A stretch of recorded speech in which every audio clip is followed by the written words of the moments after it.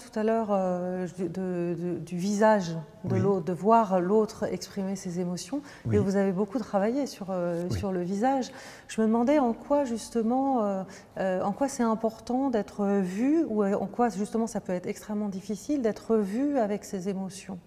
En quoi le regard de l'autre sur nos émotions, qu'est-ce que ça change ?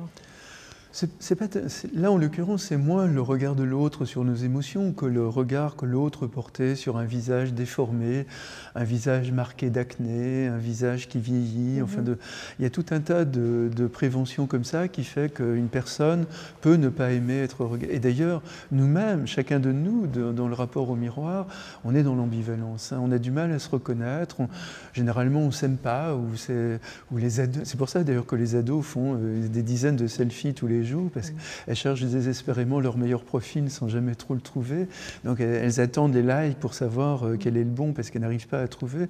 Donc pour moi, le je est un autre, la fameuse formule de Rimbaud, se traduit merveilleusement dans le rapport au miroir, où quand on se regarde, on se dit mais qui c'est celui-là? C'est moi, mais en même temps c'est pas moi. Voilà. Et d'ailleurs, je vous rappelle que le visage, c'est le seul lieu de notre corps que nous ne verrons jamais. Moi, j'ai le privilège de voir votre visage, mais vous ne le verrez jamais. Vous allez toujours le voir à travers la médiation du miroir, de la vidéo, de la photographie ou autre. Il en va de même de la voix, d'ailleurs. Et le visage et la voix, ce sont vraiment les deux matrices fondamentales de notre identité. On reconnaît l'autre sur son visage, on le reconnaît sur sa voix également. Et le drame vécu par les gens, c'est perdre son visage et perdre sa voix.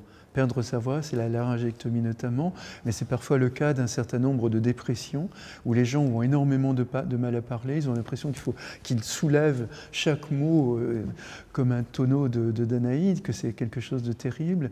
Voilà, mais la voix... C'est une perte identitaire en fait. Oui, oui, là en l'occurrence. Mais je voulais dire que la voix c'est pas comme le visage, notre voix on ne l'entend jamais.